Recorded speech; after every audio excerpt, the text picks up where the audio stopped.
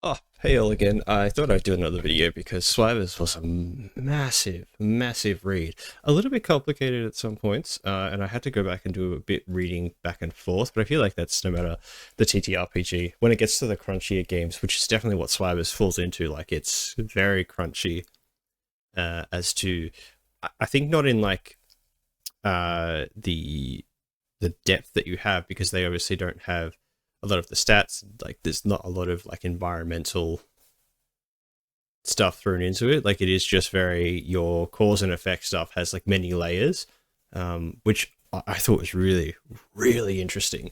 The fact that it has like a high stake combat environment, tied into it with, always the risk reward, the fact that you spend money for XP, like earning XP is money earned and money spent, is crazy. So like there is no like downtime things that are always super safe, and if they are, they're very cost inefficient for you to be gaining experience to get new skills, learn new things. So it's a yeah, it's a rough world, which I really enjoyed. But I wanted to go through some of the like the high notes that I found, and just some of the things that I thought hilarious about it, and stuff I'm really interested to see and maybe even give a go myself.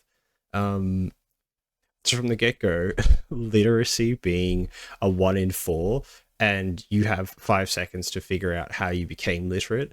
Otherwise, you lose it. I thought was hilarious. It can be, putting people on the spot like that could be, I think, can be a detriment. Some people are not good in those circumstances as well. So I like it for the humor effect, but I am not the biggest fan of people who aren't like new to like are new to games or aren't as good as improv. I think that's a bit of a detriment. So time gating, dexterity gating things, I think is a little bit not big fan from myself. But look, I would do it with experienced players, and then if I had someone newer or someone I knew who's not very good at like coming up with that stuff or anxiety about that sort of thing, like it's a bit of a, you call it as you play it kind of deal. The fact that there's no mental stats, and the fact that skills around trying to coerce people is more in line to like the game, how it sees itself as its identity, which is around, you're either threatening them, paying them off, throwing someone else under the bus, or offering like something of greater value. So like it doesn't put any stake into how charismatic you are. It just is all about how much value or worth or, I guess, power that you have over the person that you're trying to get something from or take something from, which it sits so well into how the game presents itself. I really big fan of it. I think it's amazing. The fact that they also have like a typeless skill roll, so you're not, if you haven't got a skill associated with what you're trying to do, or there isn't something that's like blaringly obvious. It is just like a standard pool dice set that they've got, and you can just roll under based on like, one, how many dice you're supposed to roll against it, and then the difficulty or the DC based on just what the GM is feeling, based on the environment and a whole bunch of other things as well, which is uh, just different, especially where, so the way that it works is you set a DC, and you set how many dice someone is rolling if it's unskilled. So because there is nothing defined on a character sheet, you're giving someone the rolling tool and then the difficulty class as well, which, different. I feel like that's going to be something that will take a lot of time to learn. And there's a lot of things in this book that I think are not very first time running friendly, and that's fine. Like it allows you to sort of feel out how you run the game and how it's sort of supposed to be balanced. And I think having some pre-written adventures, which they said in the very bottom of the quick start guide, is something that they want to do. And I think that's really important for a game like this, especially with one that has so many facets that can adjust rules or impact based on like who you're talking to, what you're using, and like where the mechanical crunchiness, even though it's not super deep, has a lot of like impacts to other places across the game. But I would think after seeing an adventure or two, even just running like a session or so, you would get a pretty good grip for how it runs and how those things come in together. But I still think I would be having the PDF version or physical version of it on hand for quite a few sessions, just to double check all the crossing over mechanics, because there are quite a lot of them. That's not a negative if you're someone who is happy to go through those rules and make sure that you're doing those mechanics. I wouldn't say correctly, but I guess as intended. And I'm going to lean to say that it's probably in more of a line of people who want to be not rules lawyers, but want to actually play the system like as written or intended. Like it's not going to have like the airy fairy waveways of like the weight system of D&D or some sanity systems from different systems. Like this game feels like it's intended to be run as is. And I think that really shows in like how they've accompanied things that are implicitly built into the system with like you picking your own skills, which I thought was, I have some more comments on skills and that for this game. But just how they accommodate the odd scenarios that will come up, because no doubt there will be quite a few when you're dealing with situations in this environment, which is all cutthroats paying people. Well, life is only as valuable as the coin you can put out or put into it. So yeah, it's wild. The Look, skills are something that I always find I'm really torn between having like a skill list and then creating your own skills. And this game kind of highlights a little bit of that in itself. So they have a recommendation of like skills to put into your list, but there are also some that are like explicitly on there. So there's a fighting skill that I couldn't see in character creation how you just like put that onto the sheet or whether you start with any skills. I couldn't quite discern whether that's the thing, or whether you just start with nothing and build your way up based on where you're at. And I might have just misread it. It is quite the document, and like trying to like cross-reference going back and forth, I just found it a little bit difficult.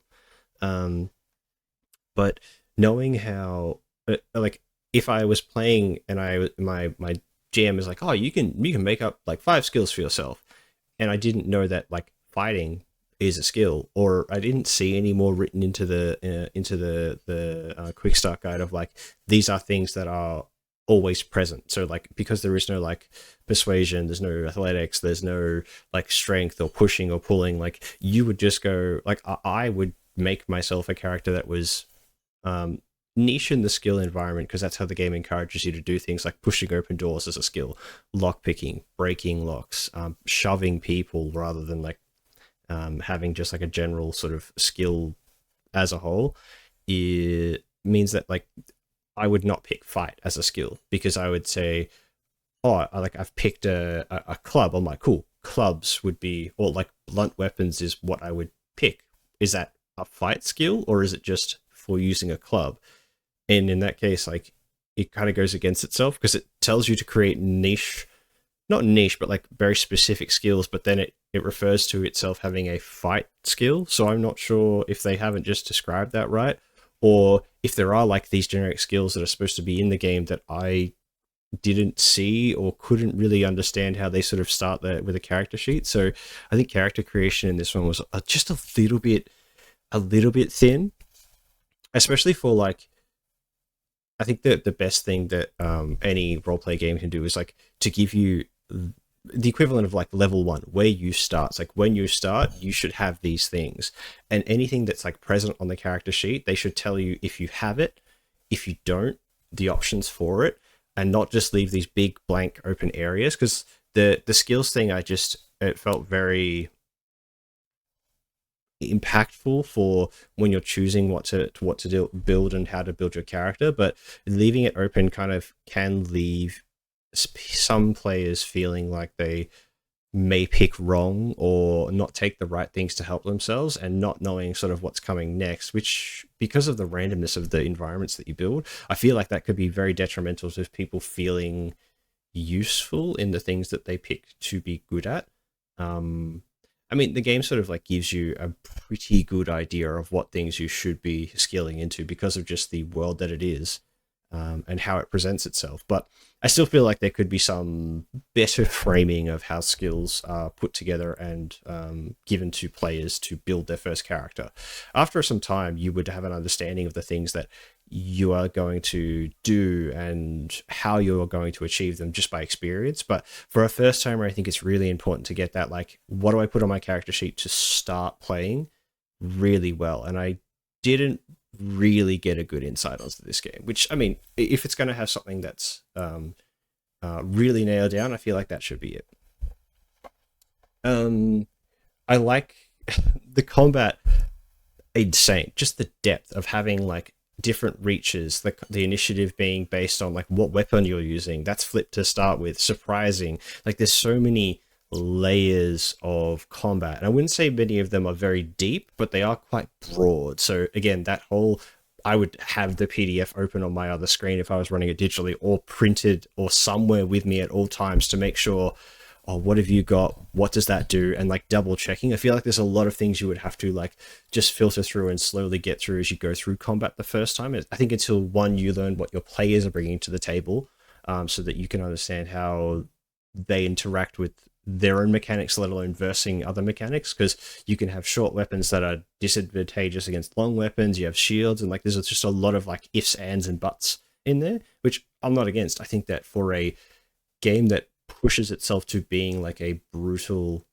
combat orientated or confrontation, maybe not specifically combat, but confrontation oriented system, I think it does that exceptionally well. And I think that having it be the forefront of what the game identifies as when it comes to conflict, having all those layers means that people who are here for that, which is, I would assume that most people are coming in because they know it's going to be a bloody, violent, aggressive time, that they have a way to build characters that are unique in how they perform combat, or like their specialty in those combat environments. So I think that that's awesome, and not having to have so many things dive into like layers upon layers of skills and or like ifs, ands, and buts, but very very shallow, means that the death which will come to your players and characters very quickly, from what I see, doesn't feel like you've wasted or lost a lot of time. It gives you like just the opportunity to rebuild something new and try something a little bit different, and sort of like perfect as you go, especially with the fact that you can pay to get XP for yourself. One, two is to pay to have your essentially next of kin in the putters or patterers, in your, as like the equivalent of like a squire or someone you're paying to come up in the crime and or underworld and or kill everybody that I feel like syndicate that you're running for yourself. I think that that's a really good way to, it's like putting insurance on your character in some small regards, as to like what you're tuning to move to next if your character retires or dies and then has to be taken over by this one. So I really, really enjoy that kind of like a level of planning. And I feel like there would be either quite a bit of downtime activity at the table, not necessarily in the game, to figure out like how you're spending your money, what you're doing, how to invest your resources, which is just cash really, and your body and what you've got, like your items. Like it is a very physical game, in what you have, and your power is based on the value that you have. I find that there'd be a lot of like paper checking, sheets running, dice rolling, figuring out how much you actually have and like squeezing the most out of it. So some people might take a long time to be doing those things, which could slow down sessions, or maybe it's sort of like you don't do those things until the end of session, like between sessions. But then, then there's the thing of always like, are people going to be honest about it? There's always those like little things when people are doing stuff away from the table.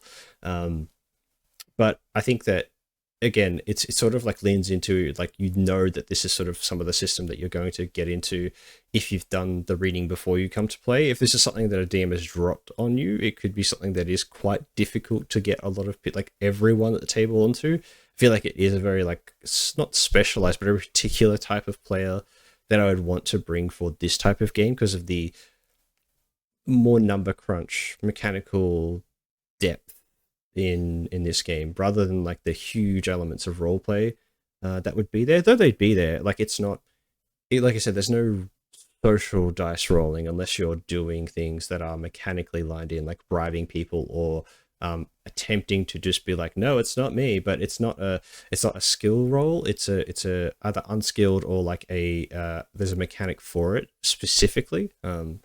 Yeah, it's interesting. Such a weird way to have like non-standard rules for ways in which you interact with the game. uh, just blew my mind coming from like systems that are like, yeah, you have a skill associated with everything, whereas like some things are a skill, some things are not skilled.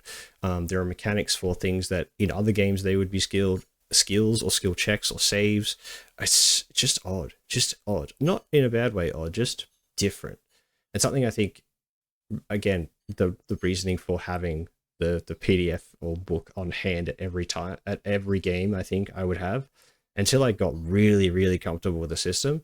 Like it just would mean a lot of referring back to notes and double checking things, which again, not against as long as people are knowing about that when they come to the table. Uh the death. So I have notes on the other screen because there's so many things that like took me by surprise and like took notice for this game. Um death death and reaching 0 hit points, really interesting. So my in my mind the way they paint it is you don't go down, you're not unconscious, you're kind of like in a stunned state, whether you're like standing upright or prone. That's denoted by what the rolls made against you after you hit 0 hit points turn out to be. And there's tables about getting like knocked prone, being unconscious after that fact, which obviously then puts you prone, dismemberment, loss of limbs. Like there's so many things that like can happen to you that can be not too bad or extremely detrimental to character, and that's totally up to the dice. Like it's not a, oh, I'll roll some death saving throws, or oh, you're at 0 hit points, you're just dead.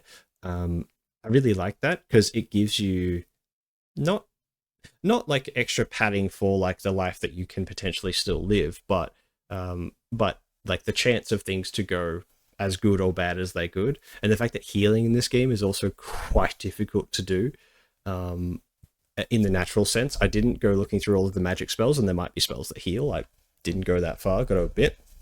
Um, but yeah, just seeing what the options were for that, I think makes that really good. It feels less like if you're getting swarmed by someone and then they see you go down, not all the enemies are always going to be like, cool, I'm going to just hit him while they're down and dismember and hit that death or dismemberment table a million times so they're dead. Because there will be like those that like, cool, someone's down. One person might stick around and whatnot, keep clubbing you away. But you're not sort of just like passively there bleeding out. Like there's some level of engagement when there's 0 hit points, which I can't think I like. I think there's because they have things like prosthetics and ways to heal like most lost limbs and or appendages in some capacity. I think that it just adds a little bit more flavor to that experience of like dancing with death. It was, yeah, very cool, very cool.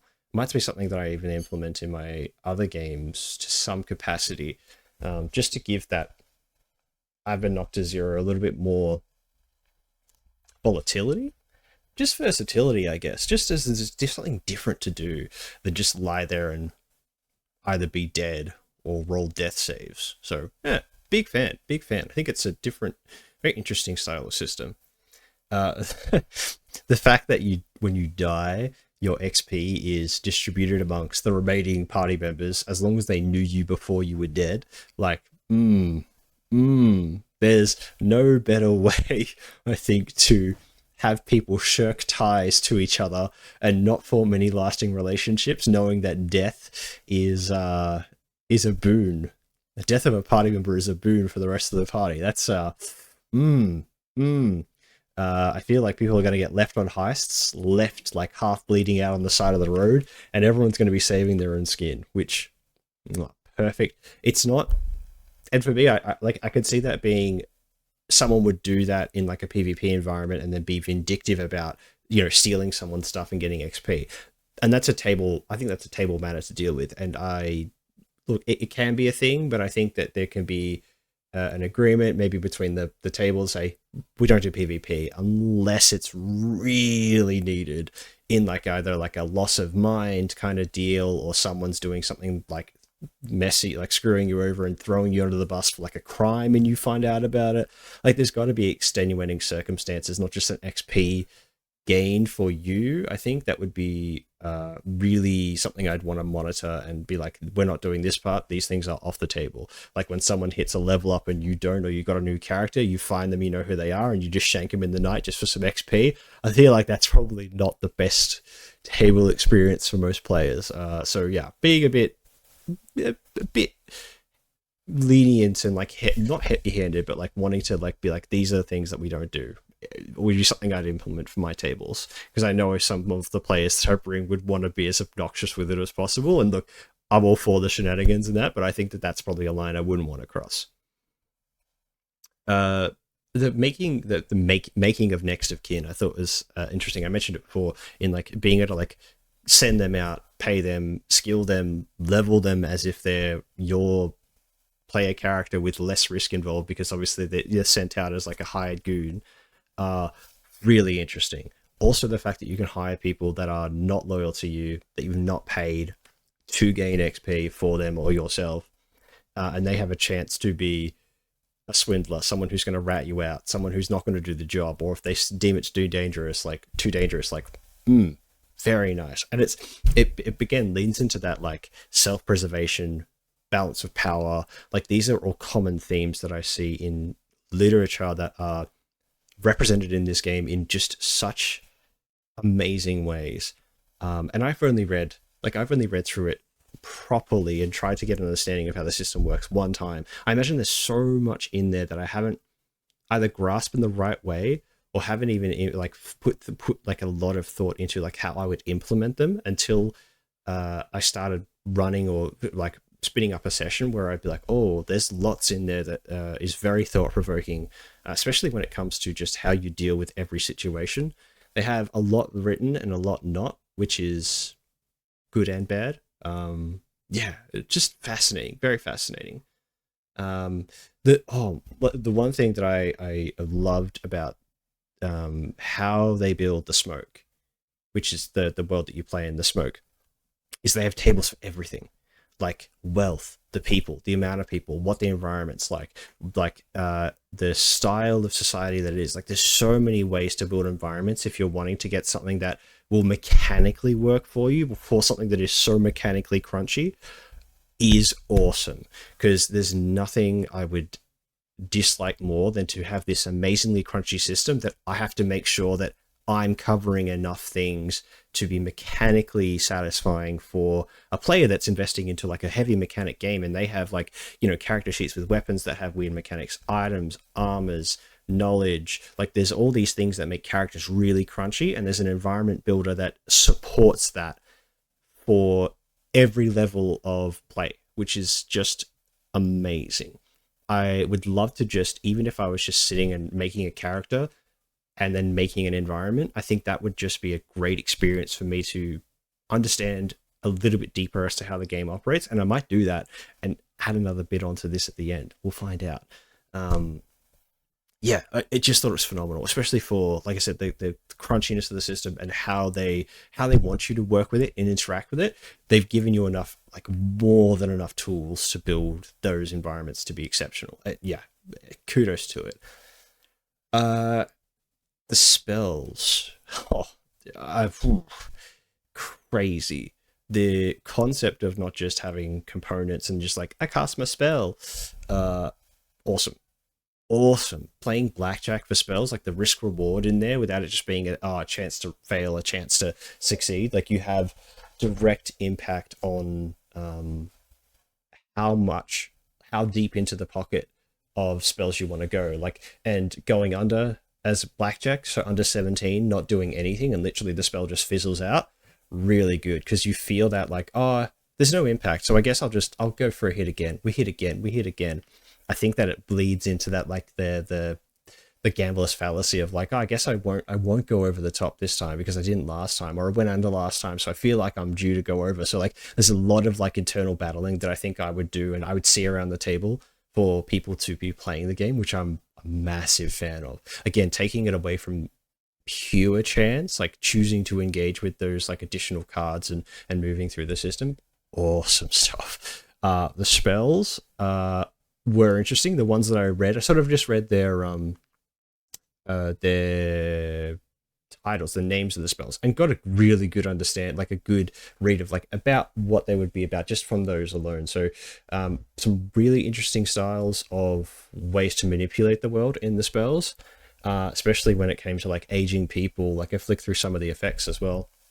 Some really cool stuff, and not like all combat, all damaging. Like there are things that are helpful to you, and they are more utility focused. So I think that that's sort of a good way for them to round out a system that's not built around having always a physical or direct way to answer or resolve problems. Having crazy wild spells that can do pretty insane things. I think that's a good way to sort of balance that out, but it is balanced out by the law of the world, where if they see you with spells, they'll get rid of you because it's against the crown, or against the ruling class. So I think that that's really nice, and that risk versus reward thing, because also like when you have hideouts and safe houses, you can just put your spells in there for the day because you don't want to be traipsing around like on the surface with those things, because people will find them, find out you have them because everyone's a cutthroat and a pickpocket,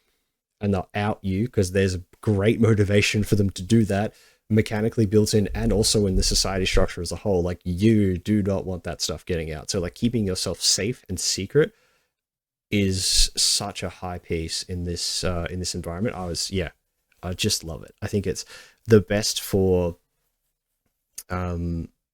giving people who want something that's like that real focus on combat to just combat intrigue, just like everything is like high stakes all the time.